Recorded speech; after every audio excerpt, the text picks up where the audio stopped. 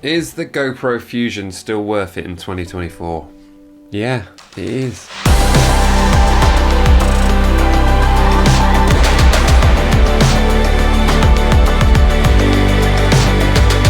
Okay, so I've owned a GoPro Fusion since its humble release back in 2018, and I paid near £900 for it. Picked up one of the early releases in the US when it first came out. It blew my mind and added so much to my action shots. I fell in love with it immediately. So fast forward to 6 years later, and I finally picked up the Insta360, this X4 version, which boasts 8K. But is it any better? Obviously it is, but the point of this video is to highlight that you can still get amazing shots out of this. 5.7K, 30 frames per second. I think it's still just like 2.7K at 60 frames per second. When it first came out, obviously the file size were massive, comparable to what the mobile phones tend to come with. So if you had like a 32 gigabyte iPhone, then you perhaps might struggle to download 3 or 4 clips to edit on the fly. But that is the best way to edit 360 shots for your compositions, is to use the apps on the phones. If you use them on the desktops, they do work, but it's just a bit laboursome. So I definitely recommend using the apps.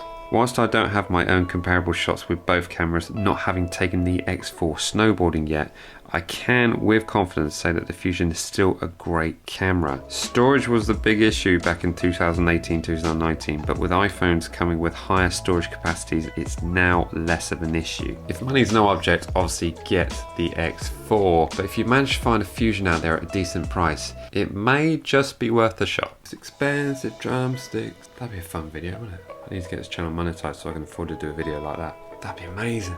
Nobody steal my idea. Anyway, I hope that helped. Smash a like if it did. Subscribe to join this journey, and I'll see you in the next one. All right, see ya.